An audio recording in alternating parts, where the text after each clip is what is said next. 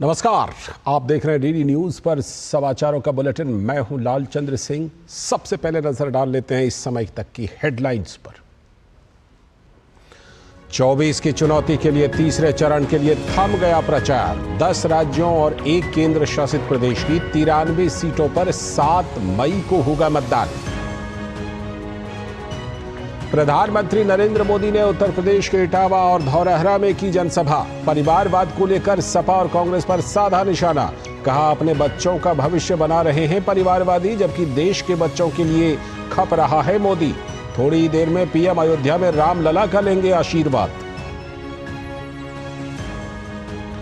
सभी दलों के स्टार चुनाव प्रचारक चुनावी मैदान में। तेलंगाना के आदिलाबाद में और निजामाबाद में भाजपा के वरिष्ठ नेता अमित शाह ने तो राजनाथ सिंह ने कडप्पा में जनसभा को किया संबोधित।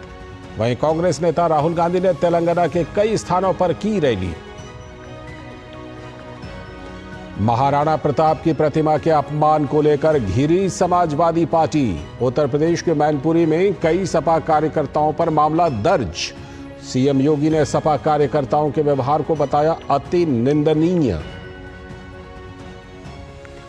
नक्सलियों के खिलाफ सुरक्षा बलों को मिली एक बड़ी कामयाबी। दंतेवाड़ा में 35 नक्सलियों ने किया सरेंडर।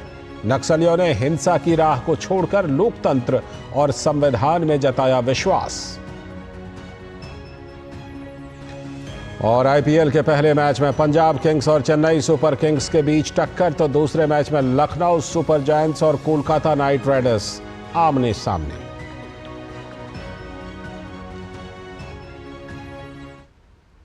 ये थी इस समय तक की हेडलाइंस। अब देखते हैं खबरों को विस्तार से और सबसे पहले बात करते हैं 24 की चुनौती की।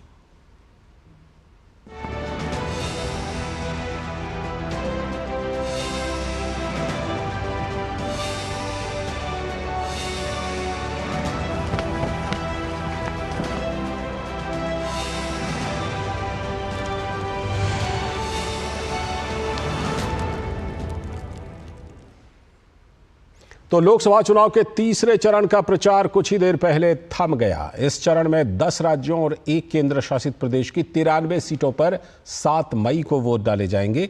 इन 93 सीटों पर मतदाताओं को लुभाने के लिए सभी पार्टियों ने पूरी ताकत झोंक दी है।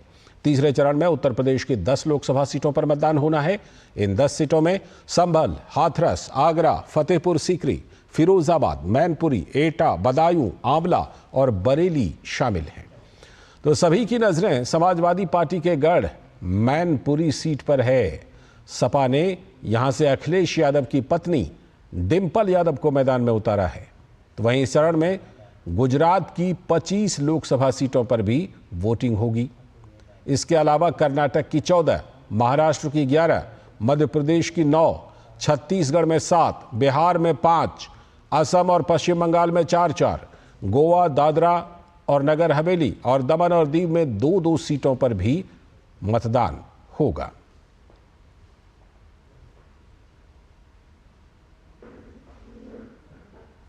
तो प्रधानमंत्री ने धौरहरा निर्वाचन क्षेत्र में एक जनसभा में कहा कि विपक्षी दल सपा और कांग्रेस और इंडी गठबंधन वाले दावा करते हैं कि वो सत्ता में आए तो अनुच्छेद 370 को वापस लागू करेंगे। ऐसे में प्रधानमंत्री ने पूछा कि विपक्ष वाले ये भी बता दें कि क्या वे सत्ता में आए तो राम मंदिर को अस्पताल में भी बदलवा देंगे।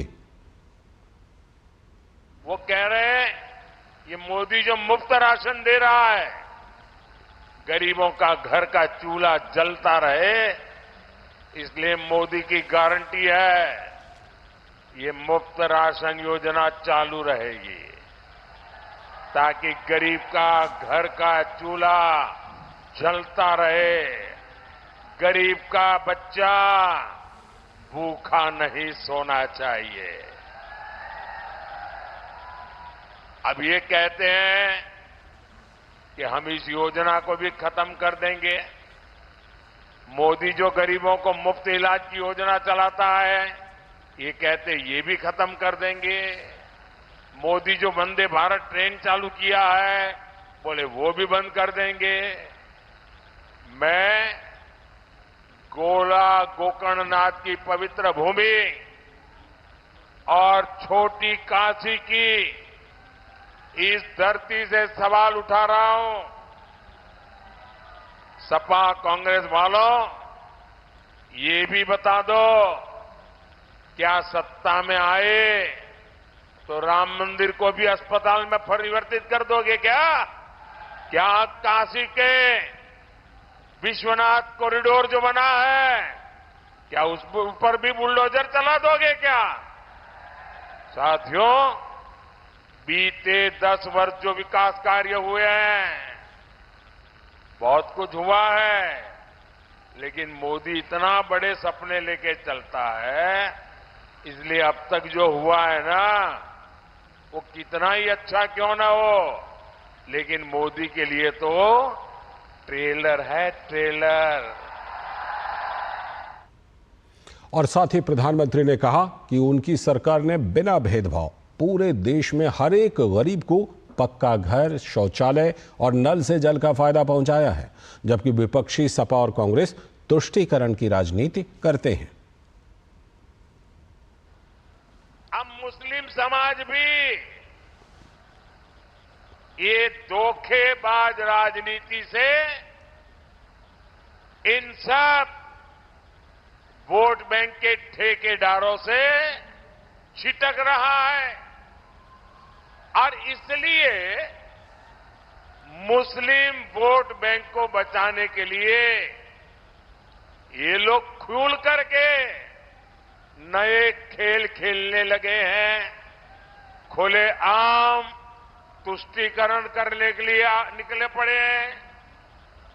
इन्होंने अपना घोषणा पत्र मुस्लिम लीग की छाप वाला घोषणा पत्र बना डाला है। साथियों, तुष्टीकरण की इसी कोशिश में ये लोग एक कदम और आगे बढ़ गए हैं। हमारे संविधान निर्माताओं ने, हमारे बाबा साहब आंबेडकर ने, इतना ही नहीं, खुद नेहरू जी ने 75 साल पहले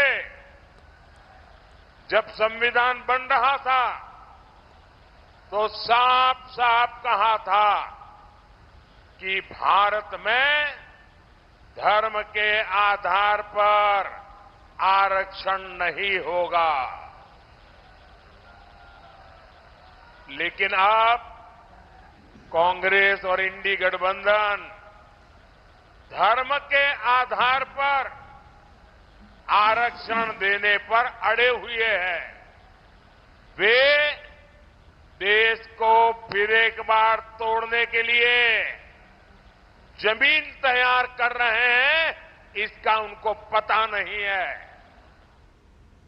और वहीं इटावा की चुनावी रैली में प्रधानमंत्री ने सपा और कांग्रेस के परिवारवाद और वोट बैंक की राजनीति पर हमला किया। उन्होंने कहा कि कांग्रेस के नेता बीते लोकसभा चुनाव के दौरान मंदिर मंदिर जा रहे थे, लेकिन जब 500 साल के बाद अयोध्या में प्रभु श्री राम मंदिर बना तो कांग्रेस ने निमंत्रण तक ठुकरा दिया।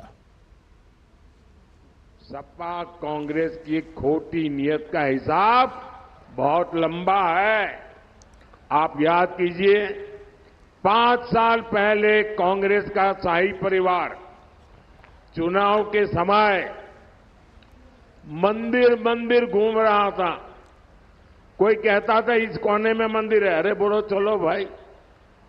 कांग्रेस के शहजादे ने तो कोट के ऊपर जनेऊ तक पहन लिया था, लेकिन इस बार मंदिर के दर्शन बंद, कोट के बाहर टंगा जनेऊ उतर गया।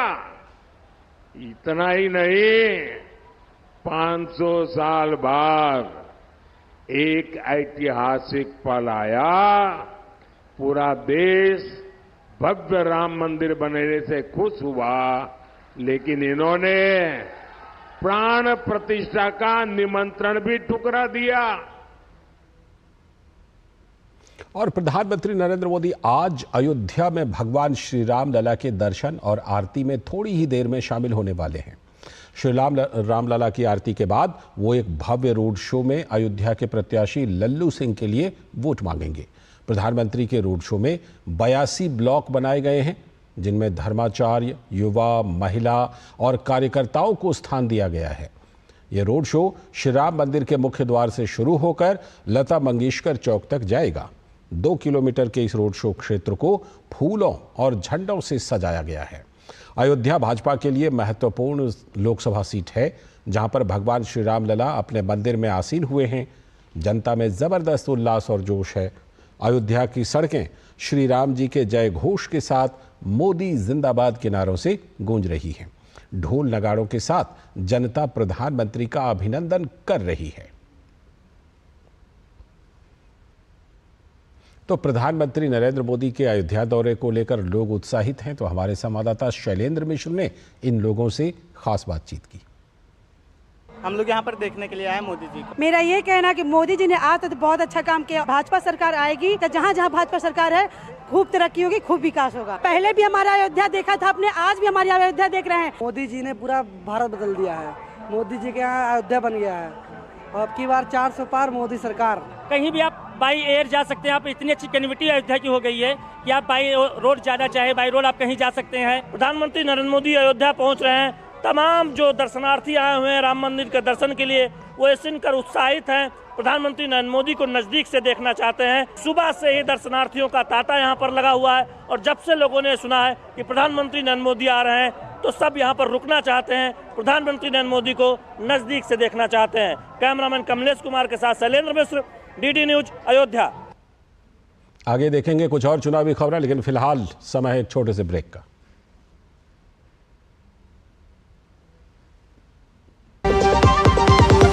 जिन्होंने यूज किया है वो जानते हैं असली हींग का स्वाद। MDH सुपर हींग, शुद्धता का असली तड़का। MDH। दीदी नौकरी लग गई। अरे वाह, बधाई हो। तो अब तो ढेर सारी शॉपिंग। हाँ दी, नया मोबाइल। अरे रुको शहजादे, सैलरी से पहले खर्चे। इंस्टेंट लोन भी तो मिलता है। पहले बजट बनाना सीखो, फिर खर्च करो। पर दी देखो, कमाई का एक हिस्सा हमेशा बचाना चाहिए, लेकिन पार्टी देने से नहीं बचोगे तुम। हाँ दी, पार्टी मेरी, बजट तुम्हारा। अच्छा। RBI कहता है सही वित्तीय बर्ताव करे आपका बचाव। मैं कैप्टन होता ना, ओपन कराता। अब हर कोई ओपन करेगा तो मैच कौन क्लोज करेगा? तो भाई साहब, अब कोई किसी की लाइफ में आग नहीं लगा पाएगा। समर कूल, जो हर दिल करे कबूल। अब छोलिया हो या लोबिया, सफेद चने या काले चने, सब कुछ मजेदार बने। MDH। सड़क दुर्घटना में प्राथमिक चिकित्सा का है विशेष महत्व। घायल व्यक्ति को सावधानी से निकालें, व्यक्ति की सांस व नब्ज जांच लें। चोट लगने पर तुरंत प्राथमिक उपचार आवश्यक है। खून बह रहा हो तो कपड़ा बांधकर रोकें। घायल व्यक्ति को खड़ा करने या चलाने की कोशिश बिल्कुल न करें। कैसे करें घायल व्यक्ति की सहायता? घायल व्यक्ति की गर्दन, पीठ व रीढ़ सीधी रखें। हड्डी टूटी हो तो लकड़ी का सहारा देकर उसे बांध दें। कुछ खास बातों का ध्यान रखें। यदि व्यक्ति बेहोश हो तो उसके मुंह में कुछ न डालें। बेहोश व्यक्ति को पानी पिलाने की कोशिश न करें। यदि कोई नुकीली वस्तु शरीर में घुस गई हो तो उसे निकालने की कोशिश न करें। घायल व्यक्ति की सहायता में हर क्षण है कीमती। जल्द से जल्द पुलिस या एम्बुलेंस को बुलाएं। घायल व्यक्ति को तुरंत सुरक्षित तरीके से अस्पताल ले जाएं। सुप्रीम कोर्ट के निर्देश अनुसार घायल की सहायता करने वाले व्यक्ति से कोई पूछताछ नहीं की जाती। सही समय पर प्राथमिक उपचार से बच सकती है घायल व्यक्ति की जान। घायल व्यक्ति की सहायता अवश्य करें।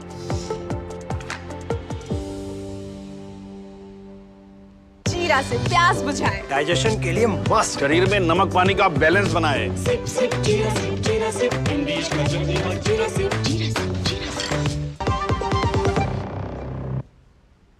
स्वागत है। ब्रेक के बाद आप देख रहे हैं डीडी न्यूज। आगे कुछ और चुनावी खबरें देखते हैं। वरिष्ठ भाजपा नेता राजनाथ सिंह ने आंध्र प्रदेश में पार्टी के लिए प्रचार किया। राजनाथ सिंह ने कहा कि पूर्व प्रधानमंत्री नरसिम्हा राव को कांग्रेस ने उचित सम्मान नहीं दिया।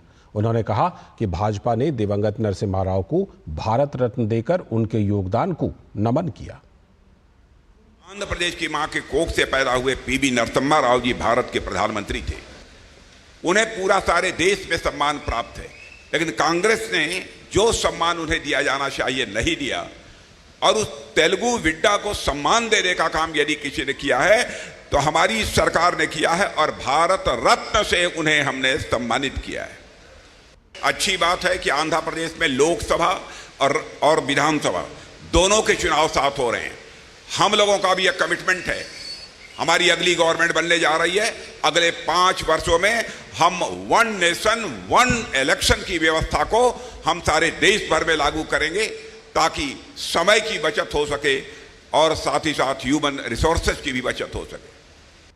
और वहीं कांग्रेस के नेता राहुल गांधी ने तेलंगाना के आदिलाबाद में एक चुनावी जनसभा को संबोधित किया और उन्होंने कहा कि केंद्र में उनकी सरकार बनने पर आदिवासियों और मनरेगा मजदूरों को उनका हक दिया जाएगा। हम आपको आदिवासी कहते हैं। आदिवासी का मतलब वो लोग जिनका पहला अधिकार, जमीन पर पहला अधिकार है।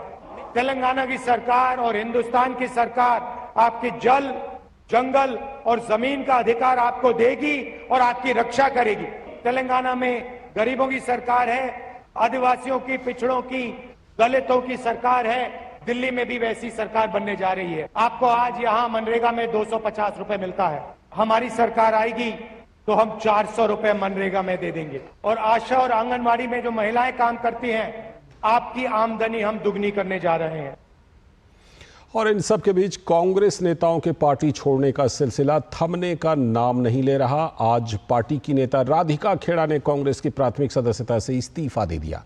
वो पार्टी की राष्ट्रीय मीडिया संयोजक थी। त्यागपत्र देने के बाद राधिका खेड़ा ने कहा कि उन्हें अयोध्या में रामलला के दर्शन की वजह से पार्टी के अंदर प्रताड़ित किया गया। राधिका खेड़ा ने छत्तीसगढ़ प्रदेश कांग्रेस कार्यालय में अभद्रता का भी आरोप लगाया।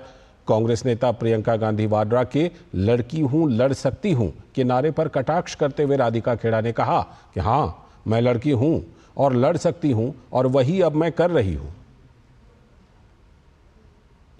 श्री अयोध्या धाम, रामलला की जन्मभूमि हम सब हिंदुओं के लिए बहुत ही पवित्र स्थली है और मैं वहाँ दर्शन करने से अपने आप को रोक नहीं पाई, लेकिन वहाँ जाने का विरोध इस कदर मुझे सहना पड़ेगा, मैंने अपने जीवन में कभी नहीं सोचा था।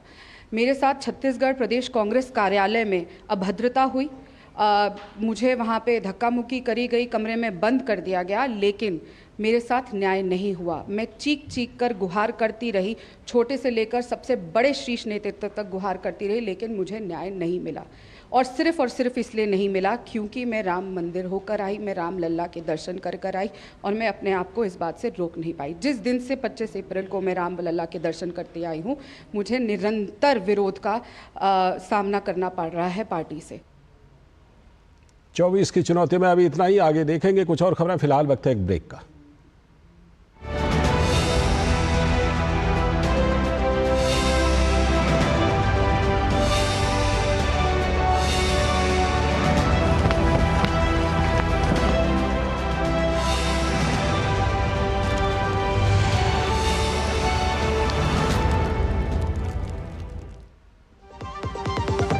आधे बाउल दही में 4 चम्मच MDH चटनी पुदीना मसाला डाला, स्टर करो, पुदीना चटनी तैयार। MDH चटनी पुदीना मसाला।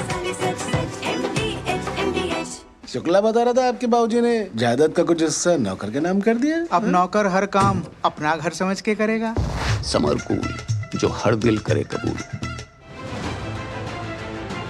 दुनिया की सबसे तेज रफ्तार और 5वीं सबसे बड़ी अर्थव्यवस्था, विश्व स्तर के बुनियादी ढांचे, भारत की फिनटेक क्रांति की कहानी मेक इन इंडिया और स्टार्टअप इंडिया की सफलता की। आर्थिक जगत की सुर्खियां, आम आदमी के लिए क्या है मायने, शेयर बाजार और दूसरे फाइनेंशियल मार्केट्स के तमाम अपडेट्स, कारोबार जगत की बड़ी खबरों का सटीक और सरल विश्लेषण। देखिए इकोनॉमी टुडे सोमवार से शुक्रवार सुबह 9:30 बजे सिर्फ DD न्यूज पर। MDH का किचन किंग किचन में हो तो हम सब कुछ बना सकते हैं। बैंगन का भरता, आलू गोभी, भिंडी मसाला और भी बहुत कुछ। MDH। उत्तर से दक्षिण तक, पूर्व से पश्चिम तक, देश हो या दुनिया की खबर है तो पड़ताल जरूरी है। देखिए हमारे साथ मेरे पीछे भारत की सबसे एजेंडा भारत का है और किस तरह से एक नई इस वक्त लोगों को अगर स्वरोजगार से आपने तो इसमें सोमवार से शुक्रवार दोपहर 3 बजे सिर्फ डीडी न्यूज पर। अब तक टेस्टी राजमा बनाना नहीं आया। बिना MDH राजमा मसाला के टेस्टी राजमा कैसे बनेगा? MDH राजमा मसाला। क्या स्वादिष्ट राजमा बनाए। MDH।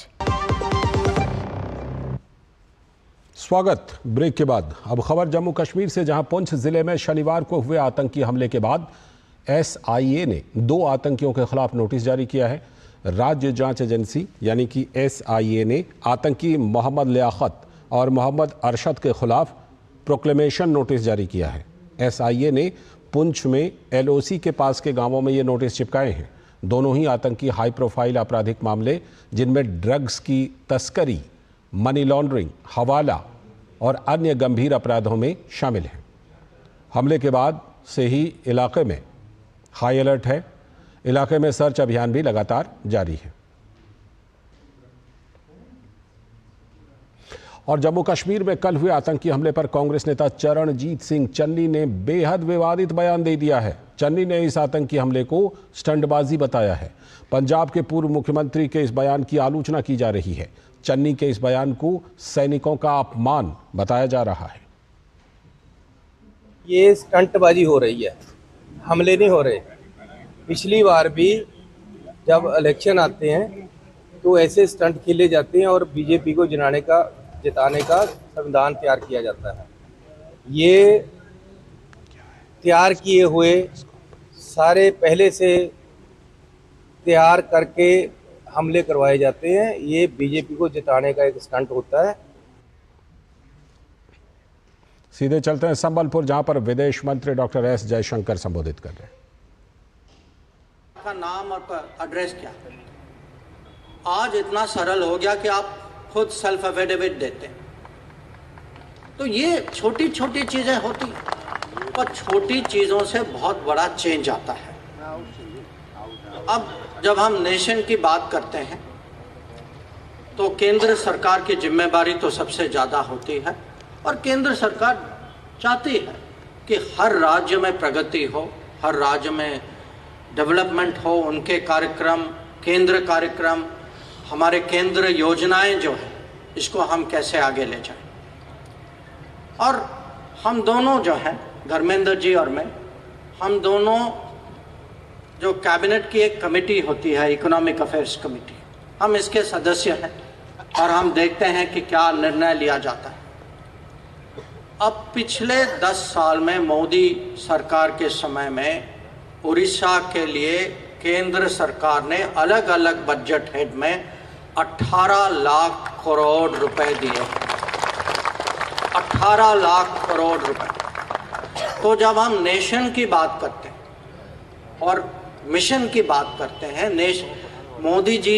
मोदी सरकार का मिशन है कि हर राज्य जो है आगे बढ़े, उनके लिए जो रिसोर्सेज चाहिए, जो फंड्स चाहिए, वो दिल खोल के देते हैं। और उनके कारण पहले जो फाइनेंस कमीशन जो है, उन्होंने जो फाइनेंस कमीशन ये निर्णय लेती है कि जो टैक्स के जो रेवेन्यू होते हैं, स्टेट्स का हिस्सा क्या होता है, केंद्र सरकार का कितना होता है।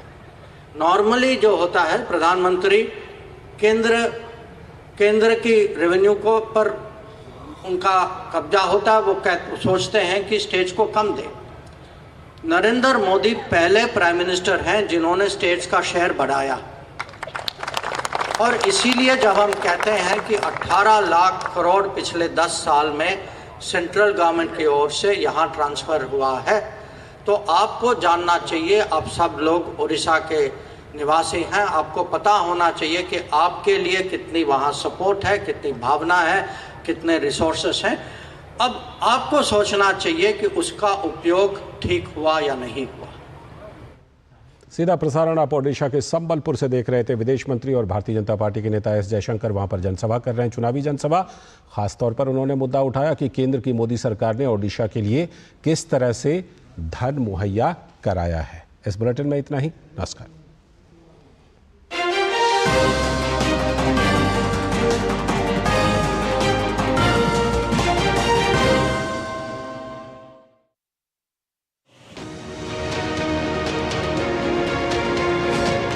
आ गया लोकतंत्र का महापर्व। क्या है देश का मूड, क्या है लोगों के सवाल, क्या है नेताओं की दावों की हकीकत, कितना बदला है भारत। हमारी टीम आ पहुंची है गोवा में। पकड़नी जनता की नब्ज, डीडी न्यूज पहुंच रहा है गांव-गांव, शहर-शहर, जानने आपके दिल की बात। कांग्रेस ही आना चाहिए। बीजेपी सरकार का इकोनॉमिक पॉइंट अच्छा लगा है। आईटी हब होना चाहिए गोवा। जनता से बात करते हैं, समझने की कोशिश करते हैं कि आखिर इस सीट का मिजाज क्या कह रहा है। चुनाव की जमीनी हकीकत का सुपर शो क्या बोले भारत, हर शाम 6 बजे सिर्फ डीडी न्यूज पर।